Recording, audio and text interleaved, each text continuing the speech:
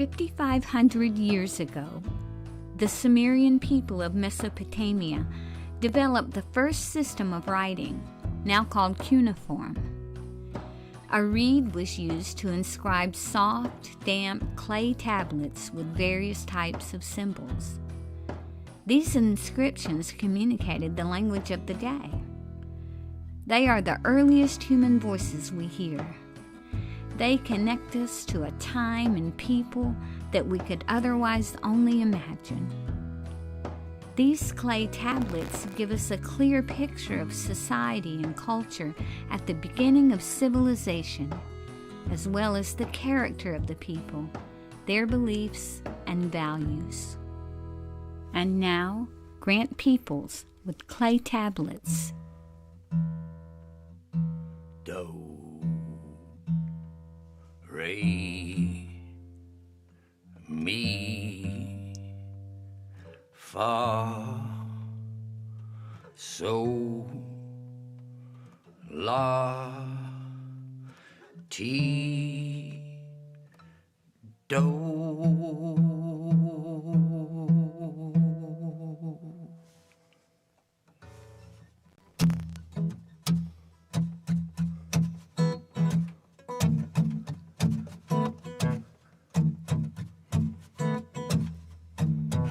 Adam and Eve in paradise, they had everything so nice. Eve had a chat with a snake, and things have never been the same. Not me. The people say, your modern woman, she gone astray. But I say the women of today, they're smarter than the men in every way. That's right, the women are smarter, that's right. The women are smarter, that's right. The women are smarter. The women are smarter, that's right. A little boy sits on the corner and cries. An old man stops and asks him why. Little boy say, girl, treat me bad. The old man, all him do is laugh. Not me. The people say, your modern woman, she gone astray. But I say the women of today, they're smarter than a man in every way. That's right, the women are smarter, that's right. The women are smarter, that's right. The women are smarter. The women are smarter, that's right. Donald Trump, he's a wicked man. He groped woman with a tiny hand. But Donald Trump will have hell to pay when Kamala Harris has her day. Not me. The people say, your modern woman, she gone astray. But I say the women of today, they're smarter than a man in every way. That's right, the women there, smarter, that's right. The women are smarter, that's right. The women are smarter. The women are smarter, that's right. Hey, that's right. The women there, smarter, that's right. The women are smarter, that's right. The women are smarter. The women are smarter, that's right.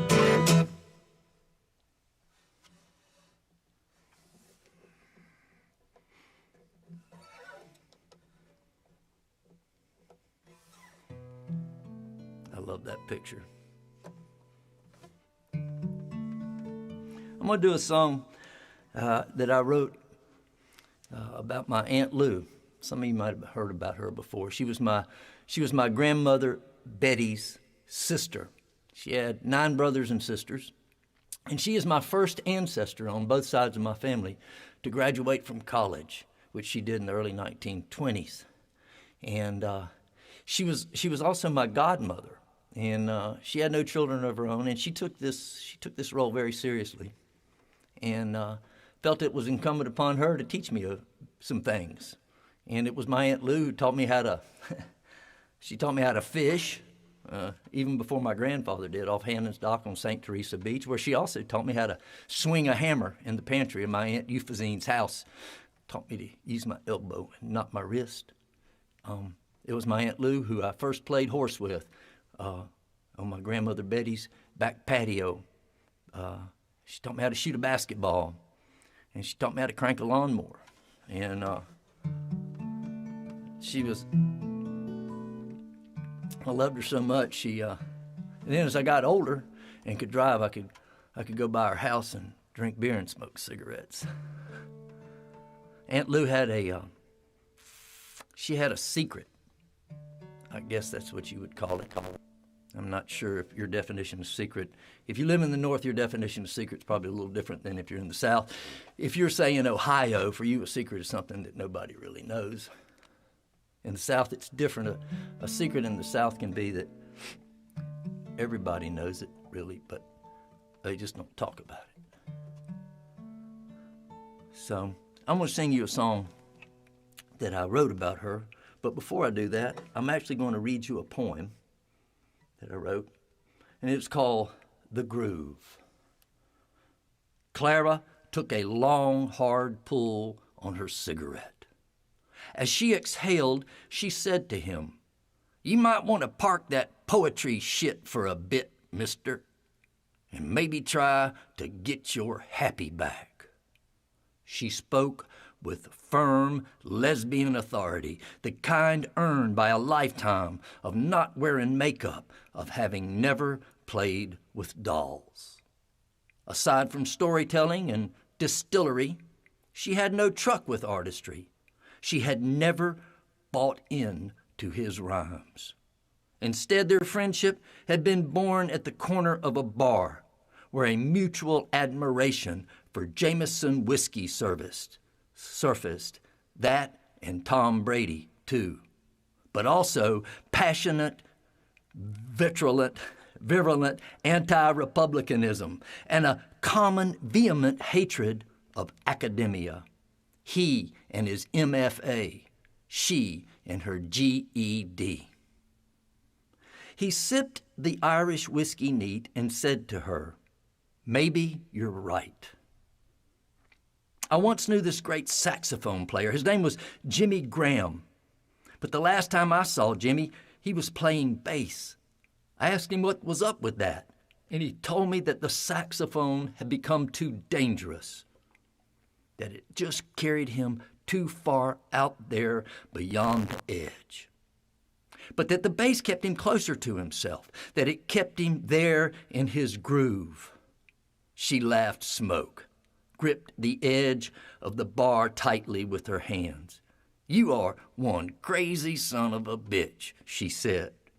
"Yeah," he said, "and if only I had learned to play the bass." So here's Aunt Lou. My grandmother's sister, Auntie Lou, she wore men's socks and loafer shoes. She had button-down shirts and a short hairdo. And us kids, we never thought nothing of it. Nobody ever dared say that word whenever we talked about her. The truth, it wasn't nothing we ever even whispered. And so we just buried it with her. And Lou was born in 1906. She looked so pretty in the photographs, and her eyes were like little windows to the past. And only now can I see the sorrow, and nobody ever dared say that word whenever we talked about her. All the truth, it wasn't nothing we ever even whispered. And so we buried it with her.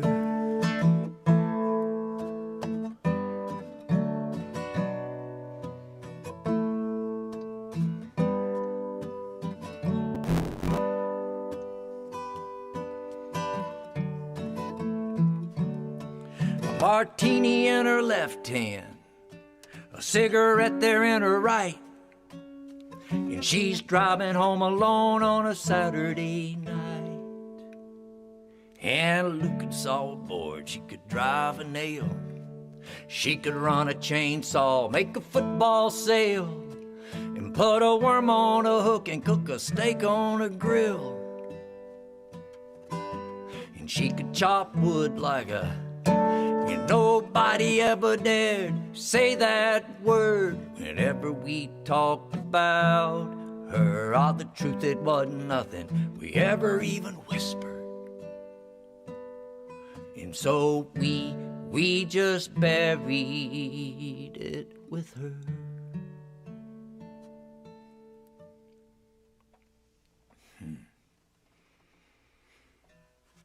That's my Aunt Lou,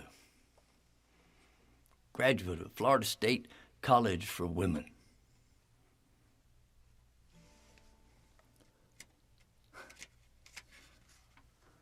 Thank all y'all for being here tonight. I know there's a convention or something going on. Maybe there's a conflict there. But I really appreciate you being here. This is going to be this is a night of recognition that this date just happens to be the date on which the ratification, the 100th anniversary ratification of the 19th Amendment falls. And it was a year ago that I began, in August of last year, that I began starting to just work on this idea about making a record of songs that had been written by women. And I believe it was actually learning about the 99th anniversary of the 19th Amendment that kind of got me going, or helped conceal that idea, bring that idea together. I started breaking up the songs, started crunching them. They were all songs that were written by friends of mine, women who were friends of mine. And as I did it, I began looking into the history of the women's movement. Now, I was a history major in college. I realized that there was so much I did not know about this movement. It is a very complex story and a very broad story. I can't really summarize it here. I thought about trying to do that, trying to tell the story of the 19th Amendment, but I decided instead that what I was going to do is I was just going to give you a few of my what I would call takeaways from the last year, really, of singing women's songs and doing my own private investigation about this. I want to start, actually, by reading the 19th Amendment.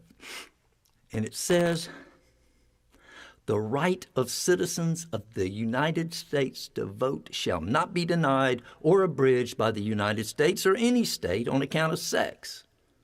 Congress shall have power to enforce this article by appropriate legislation." And I think I could talk at length just about the language itself. I spent a lot of time, looking up the words appropriate, looking up the abridged. But I'm not going to do that. I'm just going to kind of move on ahead. One thing, though, I was interested in was when it said that Congress shall have the power to enforce this article by appropriate legislation. I thought it was very interesting that Congress did not have the duty to do that. It was just like it was an option. So with that said, here's my first takeaway. And this is probably the most important one, that when you hear that amendment, and I think this is a mistake that gets made when we talk about it, is that women were not given the right to vote by the 19th Amendment. In fact, it's implicit in the 19th Amendment that they already had that vote. It said women, when it says that the right of citizens of the United States to vote shall not be denied or abridged because of sex, on account of sex. So to me, it's implicit that the right was already there, and it just took some time to make it happen. And of course, it wasn't there because, the right was there, but it had been subjugated. It had been subjugated by powerful men. That was what was going on with that. Number two, and that is that the ratification was not the end of something. Now, the whole process began in the 1840s with the suffrage movement, and as it got up around the Civil War, there was this inner relationship between suffrage movement and abolitionism. And so it took on some different characteristics then, and when it got into the Industrial Revolution, when women actually went out and started working and making a living, it took on a whole different tone. Because originally when it got started, it was not really the women's movement was not really about the right to vote. It was just about rights. They wanted to be able to own property. They wanted to be able to borrow money from a bank. And women really saw that the difference between a slave and a wife, technically it was a very fine line between the two.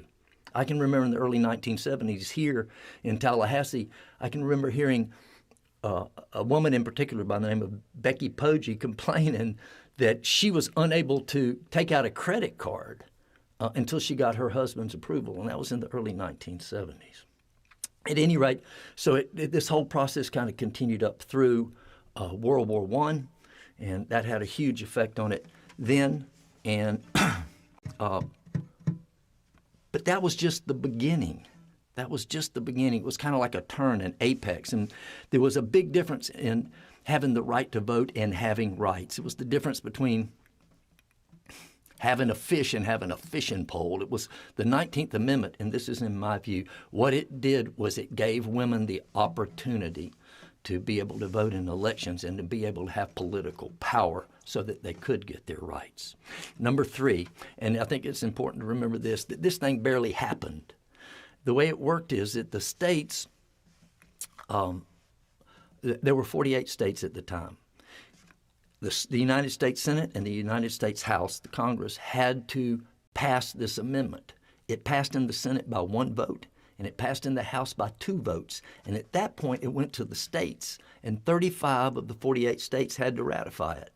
And, of course, it was very much similar than it is now. There were swing states. There were states like Florida and Georgia and Alabama that weren't going to approve the Equal Rights Amendment, no matter, not the Equal Rights Amendment, the 19th Amendment, no matter what. And but there were some swing states, and one of them was Tennessee. And when the whole thing boiled down, all the western states had approved it, New York had approved it, and of course there were states in the South, what are red states now, who had just said, no way, we're going to do it. And it got to Tennessee, and that was the last chance for this thing to make it, for the 19th Amendment to get passed. And it passed there by 1 vote in the state legislature. And so the takeaway is just how close all of this is, not just in the women's movement, but in any kind of movement where people are trying to get right. It comes right down to the wire. The 4th thing is that even though it passed and became law, that there were a lot of women who were still disenfranchised. Black women, of course, in particular in the South. This amendment had no effect on them, virtually none at all, on their ability to vote. And the same went for Native Americans and a number of immigrant populations who were citizens, but still were not able to vote. And 5, this is it, is what I learned from studying this, is that all of these movements, the women's movement, Black Lives Matter movement, gay and lesbian, transgender unions, people who are out there trying to defend our planet and the oceans, rivers, environment, even people who might be concerned with animal rights. All of these people, all of these movements are essentially fighting the same battle. And that is, they are fighting a battle against entrenched political and legal power and economic power. And it's power that's held by and large by straight white men with money. And they don't want to give it up. And this battle has been going on since our Constitution got framed in 1786. If you go back and study that, there was always a fight over this same thing. It's never changed, and it's not going to change. And this is one of the takeaways I got. We're in this for the long haul. And the battle is now even more sinister than it ever was, because there's an element now of a call for a state religion, and that we have a president who will gas peaceful protesters out in our nation's capital so that he can have a photo op in front of a church he doesn't attend holding up a religious text that he's never read. And 6, and the last takeaway, is that we live, and this is the one that is really kind of came to me today as I was finalizing my notes.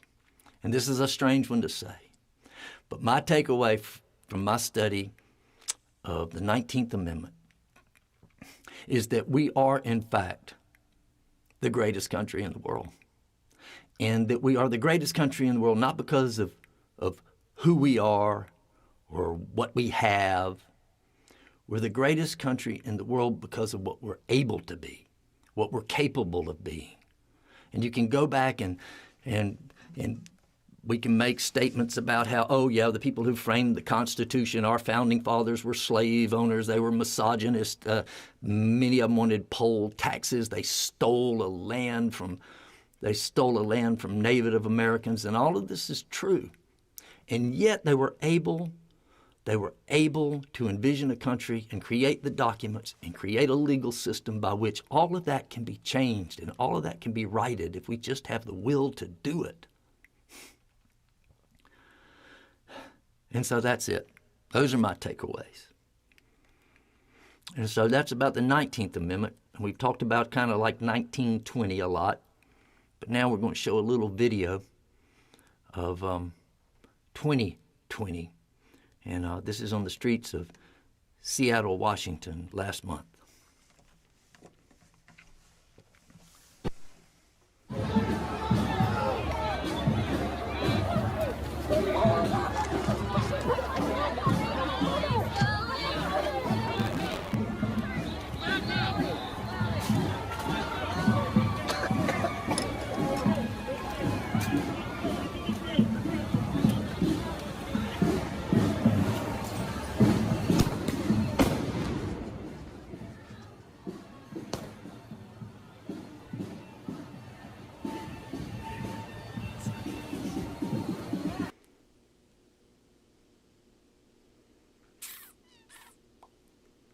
That's what this is about.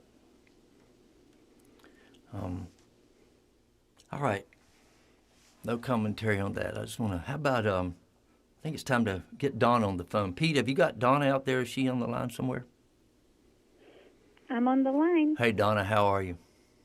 I'm doing well. So tell me, Thomasville, I went out and I voted today. Did y'all vote in Georgia today?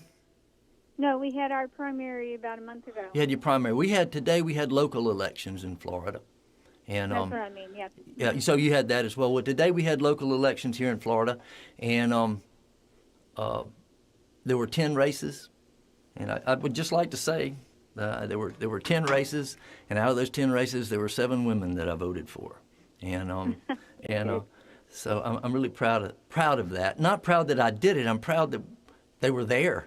And yeah. So I got a question for you. You have 2 daughters and a granddaughter. Yes, I do. And you also have a son. Yes. Is it different? I mean, like is it different raising, like when you had your girls, did you have this, raising your girls, did you have this idea that it was going to be tougher for them? Yes, I did. I felt like they were going to have a strong character. I wanted them to have a strong character. Right. So they could succeed in whatever they wanted without having to be left behind because of their gender. Right. And it's funny you say strong character because that's, today it sounds like strong character. That's one of the things that women can get accused of. It's that's almost a nasty one. Yeah, you can be a nasty. Well, you also have a granddaughter. And I do. And as you and I know you spend a lot of time with her. Do you think it's different with her? Has anything changed now? Like raising a granddaughter, I mean, is it or does it seem better or does it seem worse? Well, I think in a lot of ways it's worse. I don't know that that's gender-based, but just the climate we're living in today, the political climate and I mean the kind of politics that you can't ignore, of going out every day, whether you have health care or not, whether you're going to be told to go to a school when it's not safe because of the pandemic, those kinds of things. Right. So I think it's harder in many ways today because of those kinds of things. Yeah. All right. Well, by the way, Donna Mavety is she's my right-hand person. Pete, do you have a picture of that little girl by any chance? Look at that, right? Oh, who is that? I don't know if you can see that. That's Donna's granddaughter at the piano. She's at the piano. She's got hymns and a listen to women play. Well, I just wanted to let everybody know that Donna is my publicist, and she's worked for me since the very beginning, since 2008 when I got started in this, and I know some of you have kind of wondered who that woman is on the other end. And she's worked for me for a while. And she's also worked for Garth Morlix and Sam Baker and Melanie and the Hill Benders and Jack Williams and Ray Bonneville and a lot of other people. But now she's gone back to her day job. She's doing some librarying now during the pandemic. All right, Donna, we'll get back to you a little bit later. We're going to move ahead here. We're going to play. We got Eliza Gilkyson coming up here in a little while. We're going to start out before I make the phone call to her, showing a video from her brand new record, which was released in April, and the name of the record is 2020, and this is a song from that record.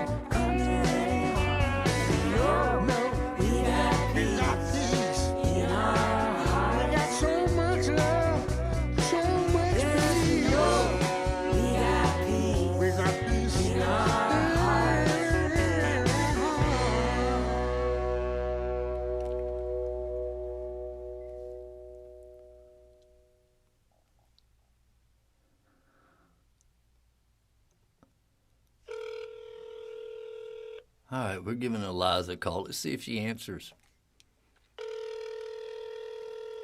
Too ringy-dingy? 3 ringy-dingy. Oh, come on, Eliza. 4 ringy-dingy. Hello. Hey, Hello. is Eliza in? Who's calling, please? This is Grant Peeples. Okay, 1 minute. Hi. I thought it was a telemarketer. That's why I was being weird. Eliza's right here. Hold on. Hey. I am a telemarketer. Hey. Yeah, I am a soldier in the army of the Lord. Have you been watching Have you been watching the show? Have you been able to watch? No, I'm completely off schedule here. No problem. We just played "Peace in Our Hearts." We just played that for the. Okay, I'm going to tune in right now. I set my alarm. It did not go off. Yeah, so you don't even need to tune in for this phone call. We can just do this, and you can tune in later. I just had a few questions I wanted to run by you if I can. And But let me just go. Let me just sign on to everything. Okay, that would be nice for me to do that. All right. We'll. So, what I wrote down here was, and maybe I'm off. You gave me a link at 8:30, right? And 8:30 your time is 6:30 my time. Ah, see, I thought you were in Austin, so that's why we all. I'm not. That's why. Yeah, you're in New Mexico. But hang on. I'm going to go there now. See, I thought you were in Austin. Okay, all right. So now you want me to... I want you to turn that down. Yeah, I will. Hang on.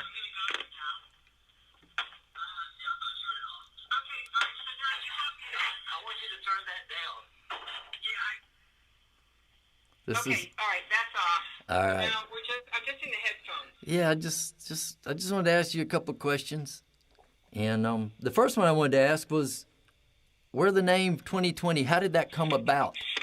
You released the record on April 10th. Yeah, let's do that. Yeah, you released the record on April 10th. I want to know why 2020? Why that name?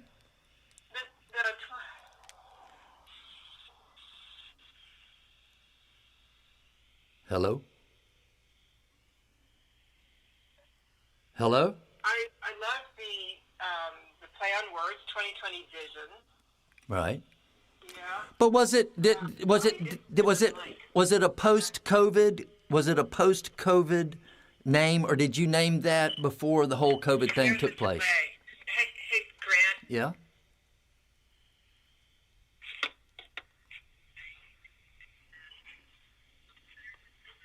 Hey, Grant. Yes. Hang on a second. There's such a delay. Hang on a second. I want to take it out of the headphones. And you and I are just going to talk on the phone. Yeah, that's all this is. It's just a phone call. Okay, so I'm confused because when I'm looking at you, you're in a... Yeah, you should not be looking at me. Okay. Yeah. We're just having a phone call here. This is not a video production. Okay, all right. I'm going to just... Okay, I'm going to good. make that go away. Okay, good. All right. And then I'm going to turn my volume down on the... There we go. Okay, now I'm ready. All right. So you asked me about 2020. Yeah, I just wanted to. Yeah. Yeah, go ahead. And I just wanted to know if was that a pre-COVID or a post-COVID name? That was a pre-COVID thing. I thought about it last summer when I decided I was going to do the record. I just went, oh, okay, 2020. It's this year. It was about this year. I feel like this year is the most important year of my life and many of our lives. So much depends on this election, and I wanted to write a bunch of music that would address the election, that would be sort of anthems for this year. Right. Songs to sing along to, songs to march to. I certainly assumed I was going to be touring. I had, months and months of touring ahead of me, and I was just really looking forward to getting out there and singing these songs with people. But then there was a 2020 vision. I like that. And then the hindsight is 2020. There was just a lot about the name that seemed to work for me. Right, and it ended up being more auspicious than you could have ever dreamed, I guess. Let me ask you this, and I saw it on Facebook. I guess it's okay to say you just turned 70. I think it was yesterday. No, I'm announcing announcing my 70th birthday, which is coming up in a week. No, we just announced it here, so that's okay. I want to know, this is something, I mean, that's a big number. And I was interested if there's something that you have learned in the last 5 years or so about the music business, about life, or something that you wish you had known when you were 30 years old, something that might have put you on a different track, that might have sent you going in a different direction. Well, there were many crossroads where I took left turns, and later on I thought, boy, if I had turned right, then I might have had a major record deal. Or very often I chose a sort of a non-commercial route when I was given the opportunity to grow my career. And I just didn't care. And then later on, it's like, oh my God, how am I going to make a living? I need to do the thing that everybody's doing. And then, so I really have been pursuing who I am, and also in the context of the industry. I've been doing that for 50 years now. Right. So I really have. I've kissed a lot of frogs. I've chased a lot of dreams. I've cried a billion tears of disillusionment and sorrow and grief. I've quit and recommitted. I've felt almost suicidal at times because I couldn't make my dreams come true, right. with my career. And what's interesting is you get to be 70, right. and you think, God, I'm so glad I had the life that I had. Mm-hmm. I'm just kissed the earth that I had the life that I had, because all the things I learned. I'm not sure that I would have been a person who could have handled adoration and fame. I think it might have stopped me from growing, and it might have kept me not humble enough, and I may not have learned the larger lessons about what it means to be an authentic human being. Right. I may not have met my beautiful husband. I might not have had my incredible children and grandchildren. My life is so beautiful, and I'm so grateful for everything I've had, but it has been a very hard place to get to. Right. Well, it's interesting. My next question kind of follows this: is you have mentored a lot of women. I know, firsthand from hearing Betty Sue and Jamie Harris and Carrie Elkin talk about you that women artists, and I apologize for using the term role model, but you are that. And you've been involved in an organization, I think it's called the Austin Women Choir, spelled WEMIN. It's called Women Elevating Women in Music, WEWIM. Right, WEWIM. And that was started by me and Charlie Fay. Right. We were just hanging out. And, well, actually, the story behind it is interesting, because I was reaching this point in my early 60s where I started to, the young women were coming up, and I really in my 50s, I began to realize that aging, there's so much ageism for women. It's right. insane. Women are really not allowed to grow old in public. We are. I think honestly it grosses people out to see old women. I think it's a turnoff. It pushes some horrible primal reject thing. But can I interrupt here though? I think it's very interesting that you say that, because when we're getting started here, these pictures that I'm showing of you right now that you cannot see are recent pictures, and I had just gone to your press page and I pulled up 2 photographs. They looked like you, and it looked like the Eliza Gilkyson I know. And when you saw them, you go, no, I don't want you to use those. Those are 15 years old. You wanted me to use photographs of you as a 70-year-old woman, not as a 55-year-old woman.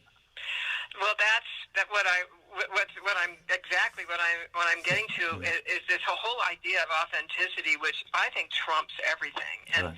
So if you really go for who to really unearth who it is you really are, then you can enter into a kind of a timeless, ageless place. And so, but it has really taken me, a lot of work to get there. And what I was saying about the WEWIM thing, I was starting to feel really jealous of these younger women, Betty Sue, Carrie Elkin, all of them. I I saw them coming up, and I was jealous of them, and I was covetous of my little piece of the rock.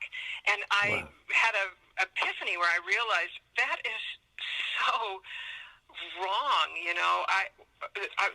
That's so unhealthy for me to feel that way. And what can I do to change my head around this? And the answer was, get to know these women and do something for them. They've got to be struggling. It's got to be hard for them. Be helpful, you know, and be loving and kind, and see what you can do to help them. And it was like this mission that I went on, and it just changed everything.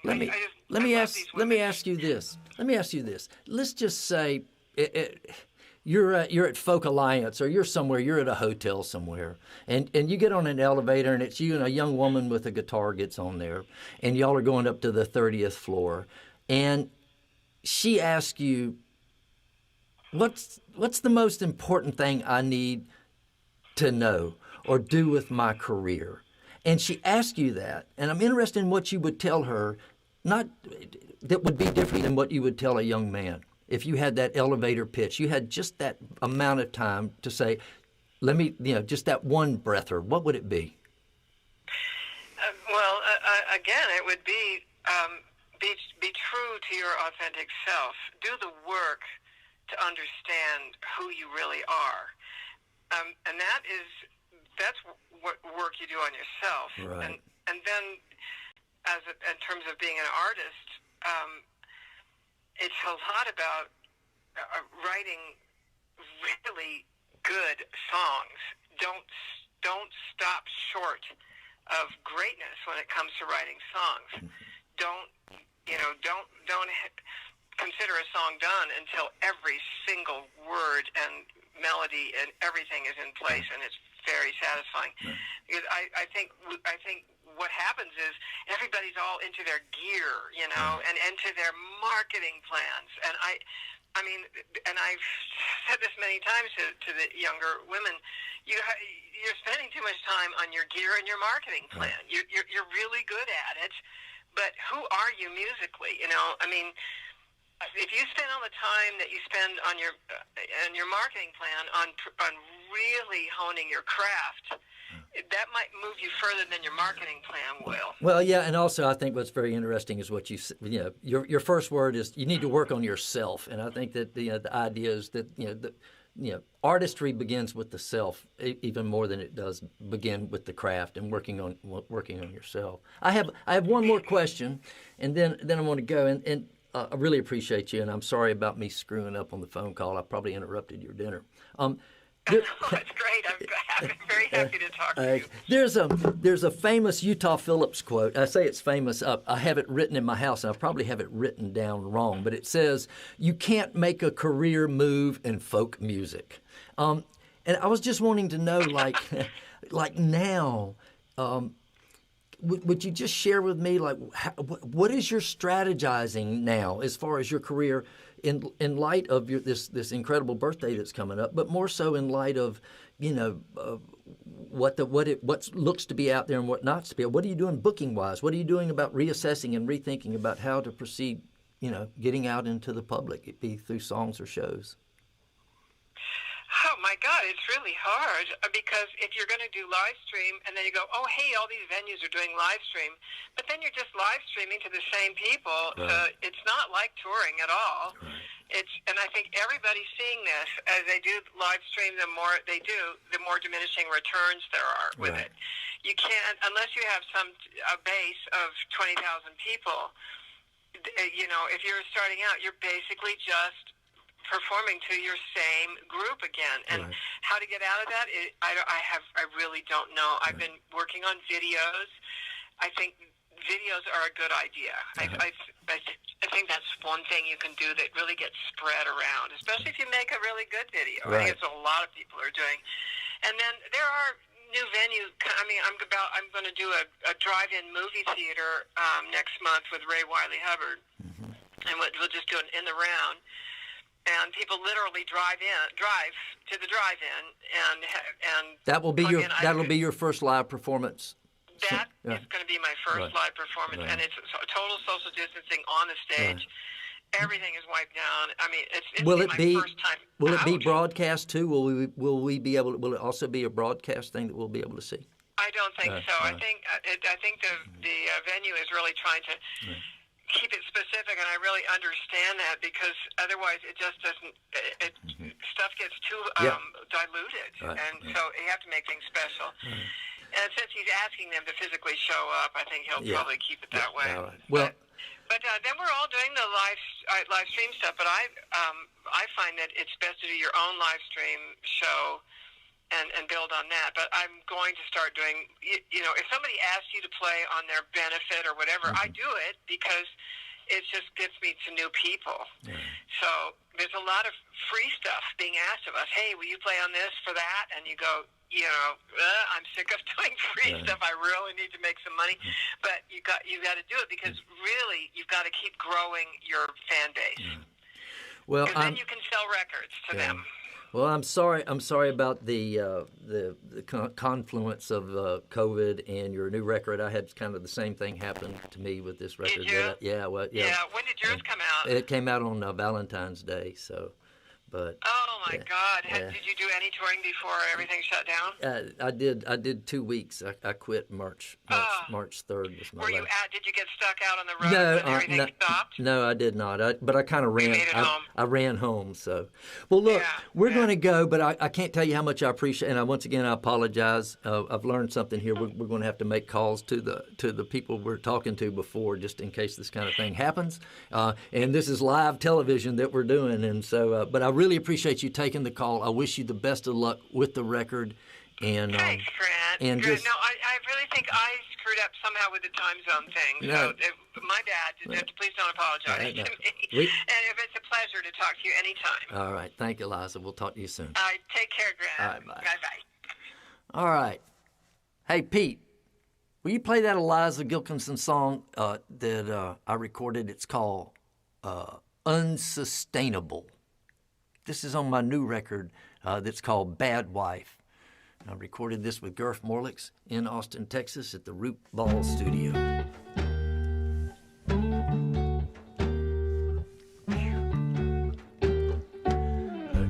Unsustainable, unmaintainable. We've gone too far and now it's uncontainable. Let's tear it down and start all over again. Reprehensible, indefensible. The way we are is truly incomprehensible. Back to the drawing board and start all over again. Madly, we love you madly. We would have gladly maintained the status quo. Badly, we behave badly. Now sadly, we'll have to let you go. You're so unforgivable, results untenable. To make this perfect garden so unlivable. Back to the drawing board and start all over again.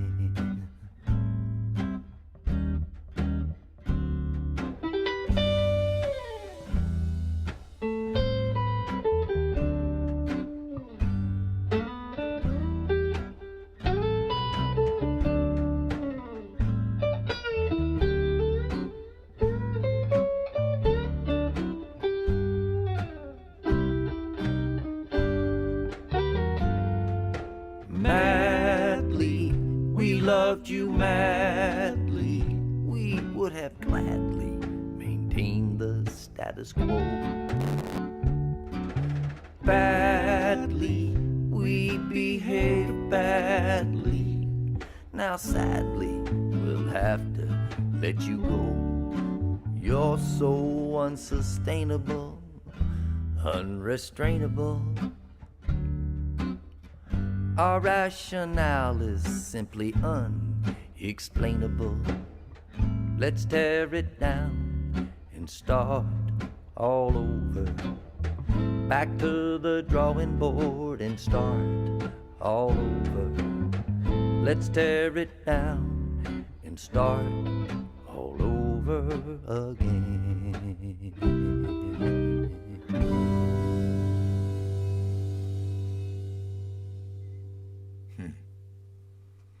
Yeah, that's Unsustainable, written by Eliza Gilkyson. And that was Gurf Morlick's singing with me. When we made this record, Bad Wife, it's the first record I've ever made that had no women playing on it. There weren't any women singing. There weren't any women. I've had women producers. So that was Gurf doing that beautiful harmony there with me.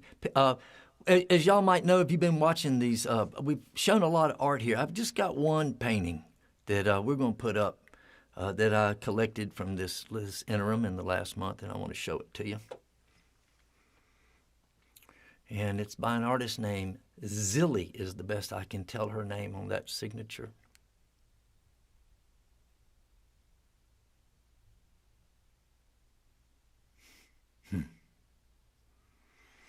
Thank you, Pete. So I'm going to read a poem here. But before, Pete, if you can, I would like to show a picture to you of what this poem was written on. This is the first poem that we have in recorded history. This predates anything from the Old Testament by about 2,500 years. It predates Homer's Odyssey. And it is a poem written by a woman. And the first poem that we have in history written by was written by a woman. And her name was Idindwana. And she was in Sumer. And she was the daughter of this king by the name of Sargon. And they had this empire there. And Sargon had taken over. And it was an empire they had a problem about consolidating power and operating. The problem was that there was religious diversity there. And Sargon realized that he wouldn't be able to control everybody if they had all of these religions. He needed one religion, a state religion. And so his daughter wrote a poem. He began to develop his own pantheon and eliminate gods that he didn't think were worthy of his empire. And he got his daughter to write this poem that I'm getting ready to read for you. And it's a poem that she wrote to a goddess by the name of Inanna. And I'm going to read it. Here we go. It says, "Thirst curs, lady supreme over the foreign lands. You can take anything from your providence. Who can take anything from your province? Once you have extended your province, if you frown at the mountains, vegetation there is ruined. Their great gateways are set afire. Blood is poured into their rivers because of you, and their people must drink it. They must lead their troops captive before you all together. They must scatter their elite regiments for you all together. They must stand able-bodied young men at your service all together. Tempests have filled the dancing places of their cities. They drive their young men before you as prisoners. Your holy command has been spoken over the city which has not declared, the foreign lands are yours. Wherever they have not declared, it is your own fathers, and it is brought back under your feet. Responsible care is removed from its sheepfolds. A woman no longer speaks affectionately with her husband. At dead of night, she no longer takes counsel with him, and she no longer reveals to him the pure thoughts of her heart. And she no longer reveals to him the pure thoughts of her heart. Impetuous wild cow, great daughter of Suan, who can take anything from your province?" And there she is, a statue of the woman who wrote the first poem that we have, which was a poem about a state religion, praising the gods of the state.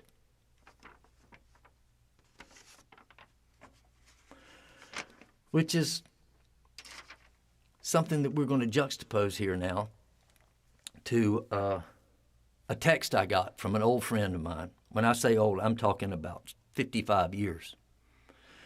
And I accept responsibility for kind of getting this thing going. I had forwarded him a a story from the New York Times called "Christianity Will Have Power."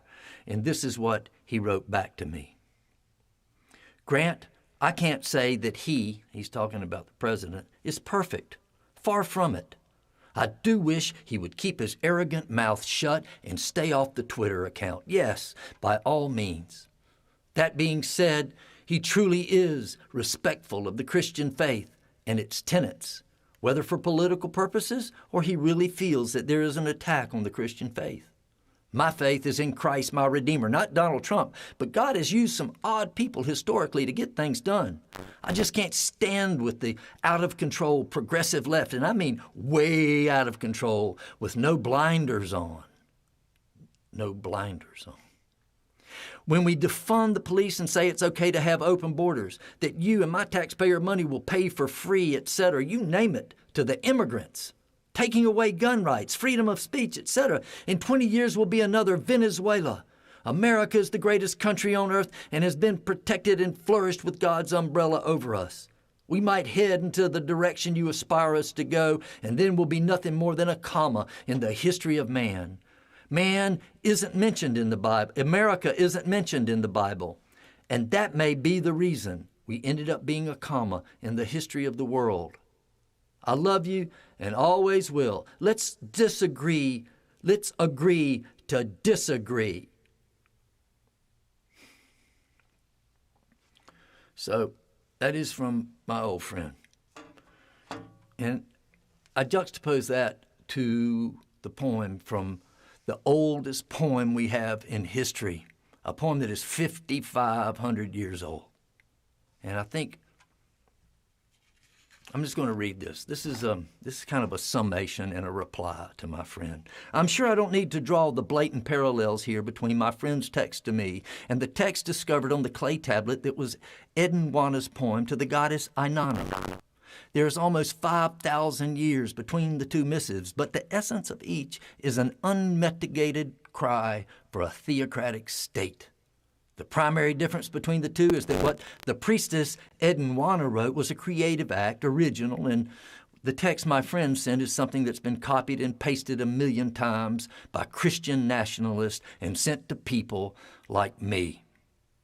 It is revealing and telling about who you are as a human being, my old friend, telling beyond your spiritual ability to even grasp, I'm afraid, that your only rebuke of Donald Trump, the only thing you stated you had a problem with, was that you wished he would not open his arrogant mouth or tweet his vileness because, well, let's face it, it is uncomfortably embarrassing and inconvenient to you and your cause. But you citing this is the concern you have about him, and not, say, the 19 women who say he sexually assaulted them, or that he paid off a porn star he had sex with while his wife was pregnant, or that he sold off vast portions of our national parks and overturned hundreds of regulations that protected our drinking water, the air we breathe, and what is left of our wilderness. Or that he made fun of a crippled person, or disparaged the true American hero, John McCain, or that he has never once rebuked Vladimir Putin or the Russians for anything, but instead has knifed the leadership of staid, proven allies like Canada and Germany. Or that his Trump University was shut down. It was called a scam by the conservative magazine, the National Review. Or that he ordered separating children from their families and putting them in chain-link confinements. Or that he is the only person in history who's ever claimed to be a Christian who doesn't know that 2 Corinthians has never been called 2 Corinthians by anybody other than him ever. Or that he has shamelessly tried to bring the United States Postal Service to its knees so that he can discredit and disrupt our electoral process. Or that his not-for-profit so-called charity was shut down with impunity for fleecing people out of their money. Or that he fired the entire pandemic response team put in place by President Obama, then misled, mismanaged, and lied to the American people about COVID-19. Or that he has never once displayed a smidgen of humility or grace or empathy in his character, ever.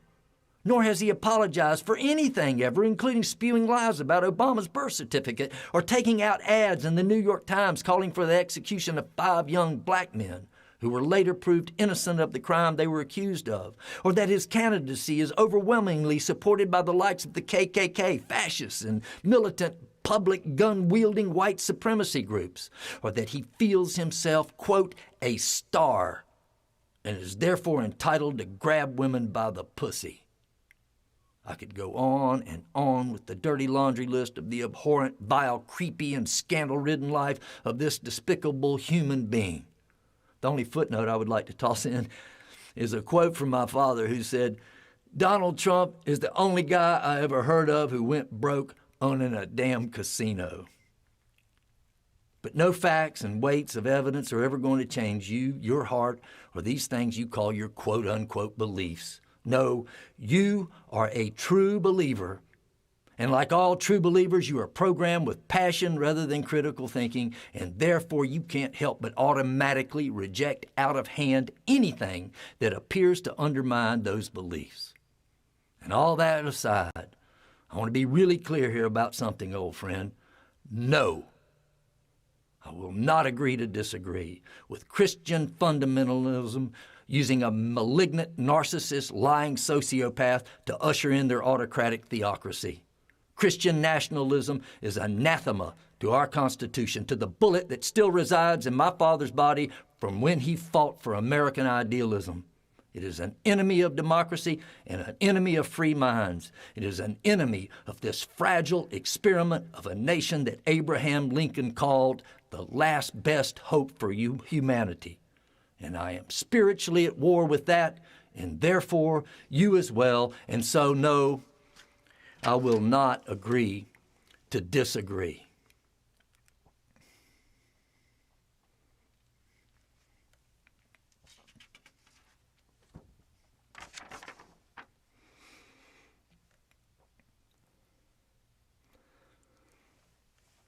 This is a poem I'm going to read you, a little a lighter note from a great Canadian poet by the name of Robert Priest, who I had the privilege of meeting here in Tallahassee a couple of years ago. He is a poet and a songwriter. In another era, he would have been referred to as a wit by more people than just me, but he is a wit. And this is a poem that he wrote. It's called Scenes from Ancient Sumer. Cuneiform. What birds, before they flew away, left these wedge-shaped tracks in clay? These tracks were left, but not by birds. Yes, these things flew, but they were words. She held the latest tablet in her palm, a perfect fit. She'd learned to use this system. She was very good at it. She held the angle stylus, and then what she did next was leave us all a message. She entered text.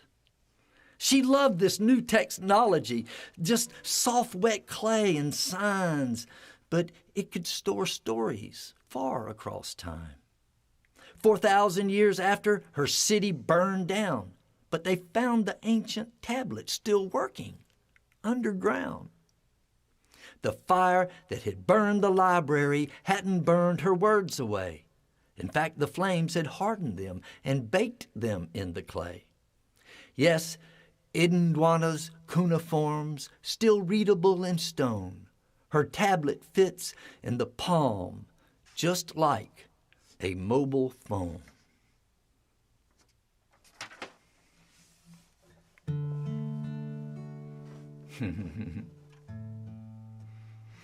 That's how far we've come, people. Great poem by you, Robert.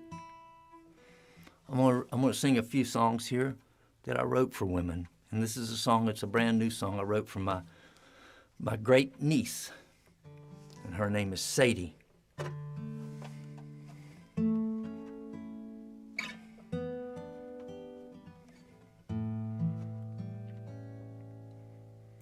Dear Sadie, I'm gonna tell you about our family, Tallahassee in Mississippi. Well, that's the dirt that you come from. Your ancestors, well, they were hardy. rugged and strong-willed. They stole a continent from another people, and some are plundering it still. Dear Sadie, I hate to be the one to tell you that there are traitors in your bloodlines who took up arms against our nation, and they attacked our Constitution and had their asses handed to them. Dear Sadie, this is the past we can't forget. Aside from bird shit on some monument, being white, it's still fraught with privilege. I hope your eyes, they're never blinded to this truth. I hope your heart is put to its fullest use, and that you grow up to love others as one would love one's only brother. Dear Sadie,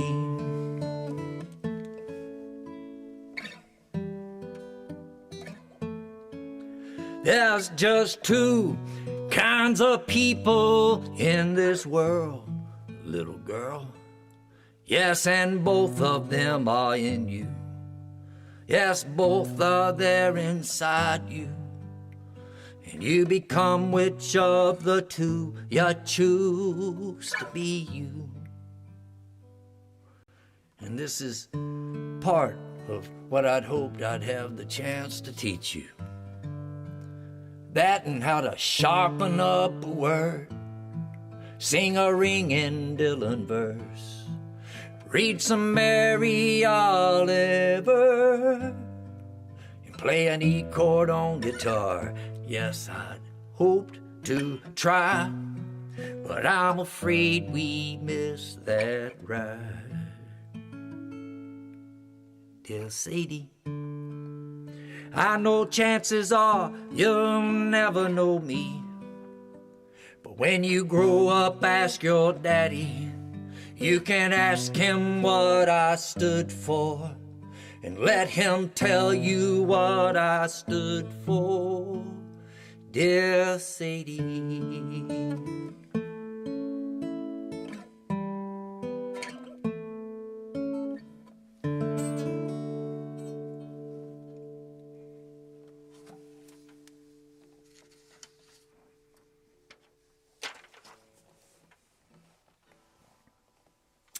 my great niece. I am to her what my Aunt Lou, I could be to her what my Aunt Lou was to me. Here's a poem I've written since the last time I saw y'all. It's called The Broodmares of MAGA. The corn-fattened heifers in the cult of the barnyard are the animal farm's emblems of an inferior sex. These silage-munching handmaidens to the vetted bulls are empowered by the consolation that they can feel superior to the lowly swine and grass-fed bovines hunkered down in the lower pastures. These are ideological breeding stock, the broodmares of MAGA, with philosophical feed buckets tied to their muzzles, flies flecked about their calf-stretched vulvas, and their eyes glassed over in the dim light of a bloody, waning moon.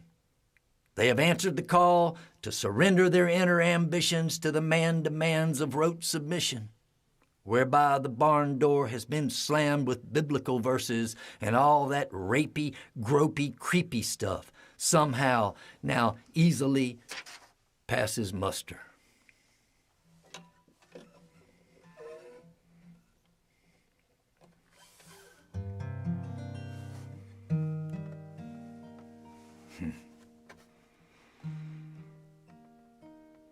So I sang you a song about my Aunt Lou, sang you a song about my great aunt, sing you a song now about, I sang you a song about my great niece.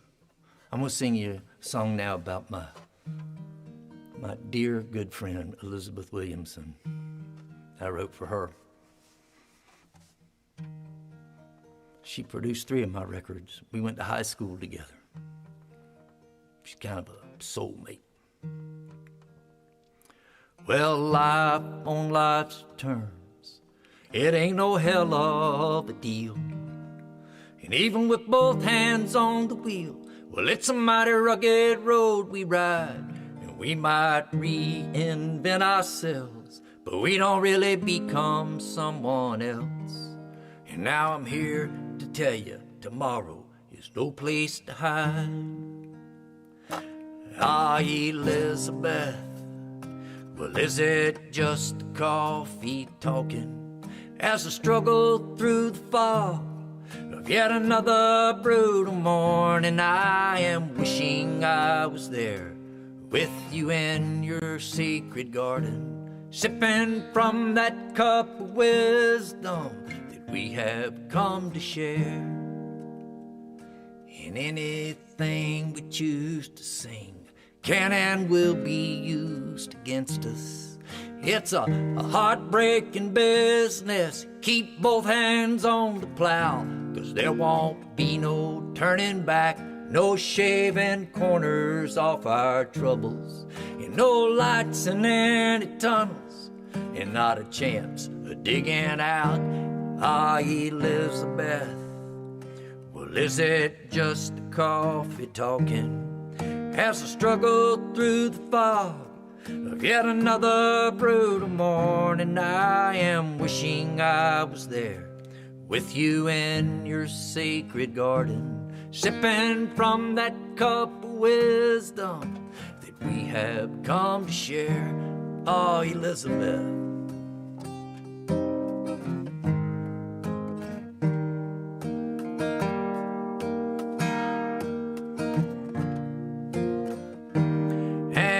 Restless sun is rising on a melancholy morning, and the dawn of indecision, well, it's found me calling for ya, Elizabeth.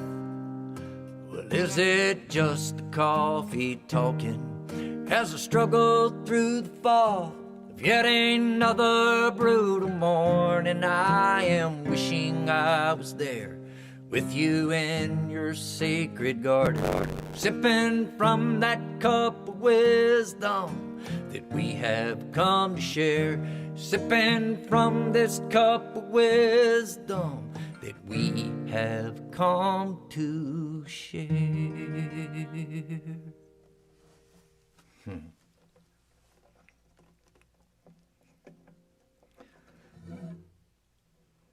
Elizabeth Williamson, Gatorbone Recording Studios. That picture was taken in Havana. I was about to say Havana, Florida. The picture was taken in Havana, Cuba 2 years ago. She went down there on a musical mission of some sort. Man, I wish I had been there. Elizabeth Williamson. Okay, I'm going to play another song about another woman. This is a new song. I hope I don't mess it up too bad. It took some time for the stars in the sky to convene and reveal what was really going on. I'd been confusing all the clouds with the great Milky Way, but now I see that today I'm not alone. It's not a myth, it's not a fable. We laid our hearts out on the table. So it's amazing to me what we've become. This really is a love story. It's like our hearts have been welded into one. We had to walk through the fires that burned in other people's eyes, while we dropped our disguise and carried on. Nobody laid their money down on the chance this would survive, but we tried, and now just look what we have done. There was no ruse, there was no gambit. We just took a shot and grabbed it. And now they can't take it away or deny. This really is a love story. It's like I was waiting for you for my whole life.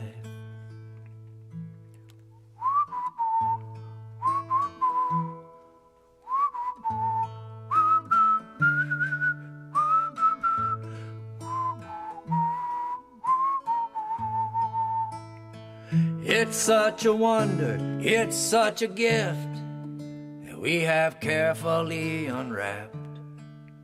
So let's celebrate each day for what it is. This really is a love story, and I will love you until the very end. Yes, I will love you, Ruthie, until the end.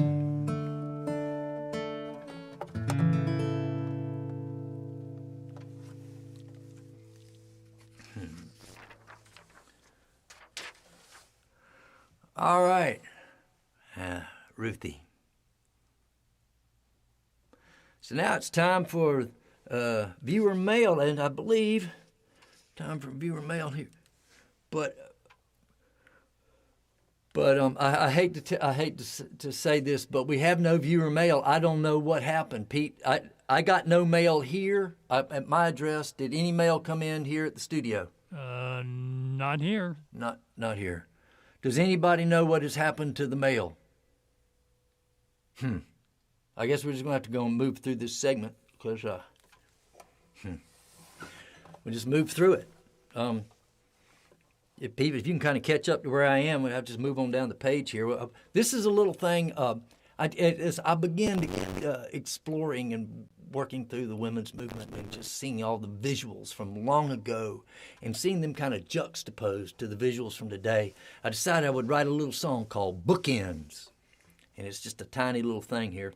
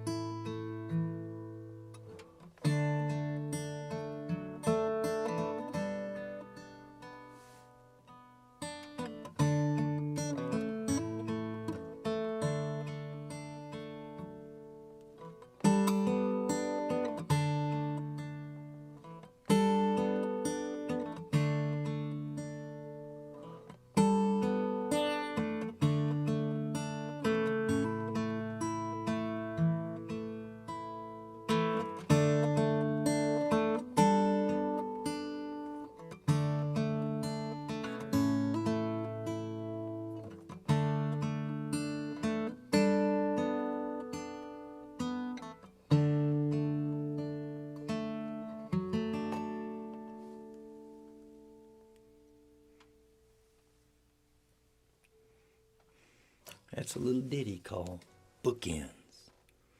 Hey, let's check back in with Donna for just a minute if we can, Pete. Hey, Donna, you there?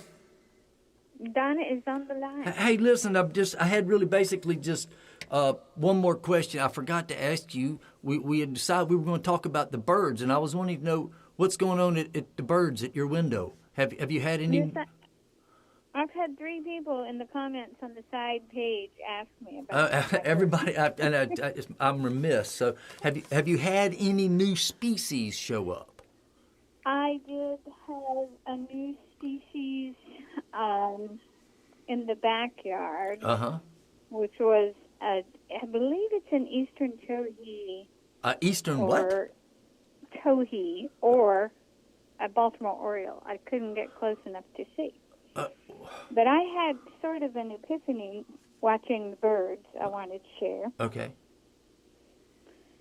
You know, I have 11 different species that come. Okay, now how long ago did you put the bird feeder up at your window? How many? What are we talking about here? When did that go up? Around in May?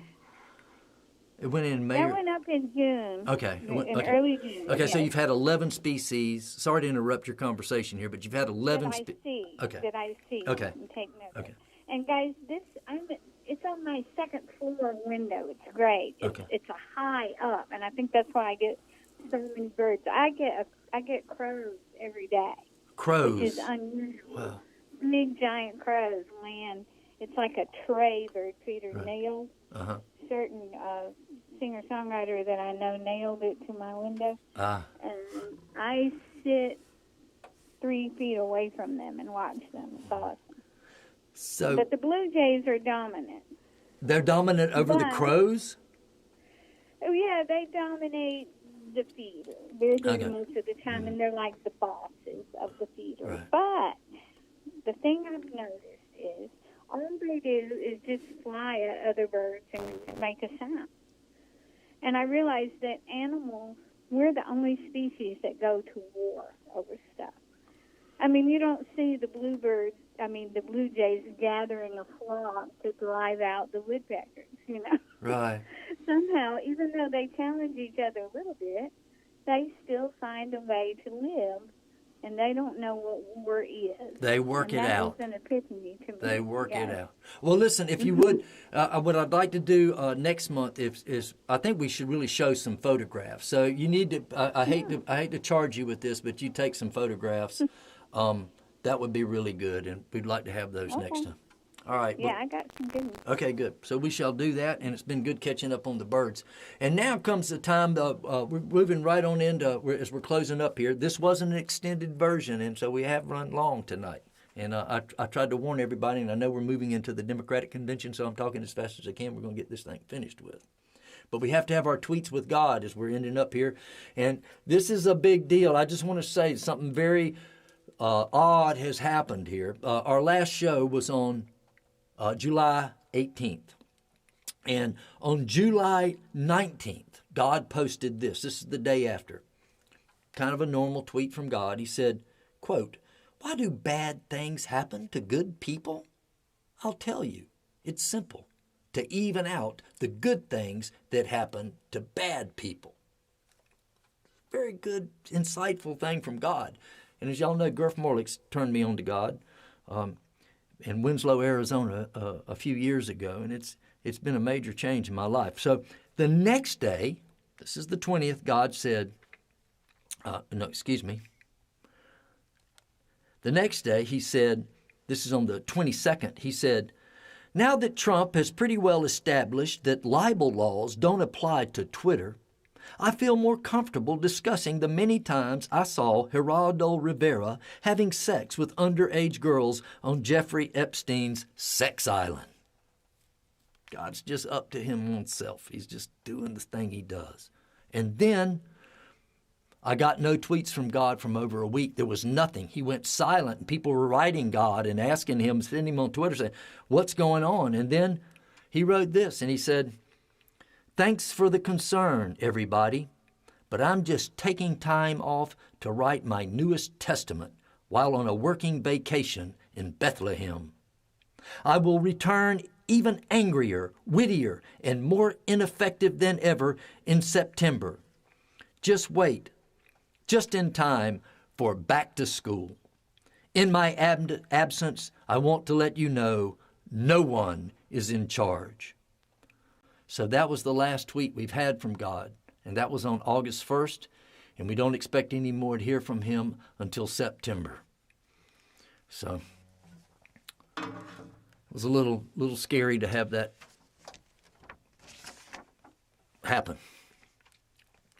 I'm going to read you something that came out of the New York Times, and I read this. It was in the New York Times on June 27th, and it was by a woman who I did not know her name. And as I was reading her story, I said, "This is prose, but it sounds poetic." Come to find out, she is a poet, and her name is Caroline Randall Williams, and she happens to be a descendant of Edmund Pettus, as in the Edmund Pettus Bridge there in Selma, Alabama, that Martin Luther King and John Lewis marched across and got their heads bashed in for doing so. And Edmund Pettus, of course, is a founder of the KKK. And this was written by Caroline Randall Williams. It is a bit of an abbreviated version of what she wrote. I have rape-colored skin. My light brown blackness is a living testament to the rules, the practices, the causes of the Old South. If there are those who want to remember the legacy of the Confederacy, if they want monuments, well, then my body is a monument. My skin is a monument. I am a black Southern woman, and of my immediate white male ancestors, all of them were rapists. My very existence is a relic of slavery and Jim Crow. I am the daughter of 2 black people, the granddaughter of 4 black people, the great-granddaughter of 8 black people. Go back one more generation and it gets less straightforward and more sinister. I am the descendant of black women who were domestic servants and white men who raped their help. White Southern men, my ancestors, took what they wanted from women they did not love, over whom they had extraordinary power, and then failed to claim them as children. I ask then, what is a monument but a standing memory? An artifact to make tangible the truth of the past.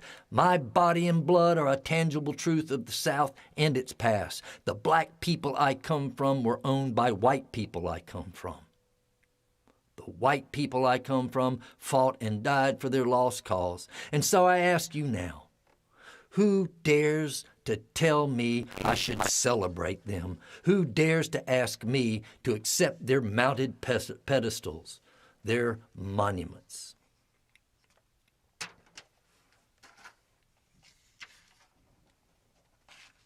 Check her out. Her poetry is extraordinary. Well, we're winding up. I got one more song I'd like to sing. It is a song that was written by my friend Sarah Mack, and it's on my record, A Bad Wife. Sarah Mack has written hundreds of songs. I've performed with her a lot, and I know her body of work. And when I started raking up songs for this album, I landed on this one, which surprised her. But I'm just going to sing it for you. It's called I'm a Really Good Actress. I had a woman tell me she didn't like to listen to other women singing, 'cause their voices were so high and lonely. But she liked me. She said I broke the mold. She said she didn't hear all the traces of sadness that wrecked all my years. And I thought, well, maybe it's because I'm a really good actress. Left over from my 6th grade school play. Yes, I'm a really good actress. Yes, I can write a sad song. I have lived a sad song. All of my dreams have been wasted and they're long gone. But you'd never really know, 'cause I pitch 'em so low. Because I'm a really good actress, left over from my 6th grade school play. Yes, I'm a really good actress. Woman, can't you see now? Woman, won't you see I'm a really good actress.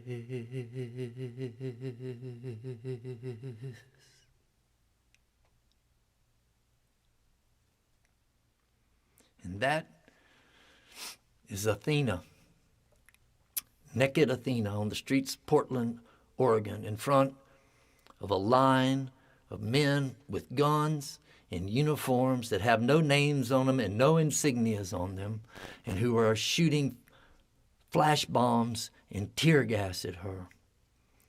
She's a really good actress.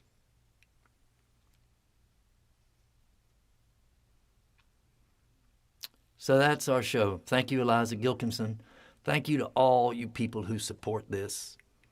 You know who you are, and I'm so grateful. And it's such an honor to be able to come in and spend time with you once a month going over stuff.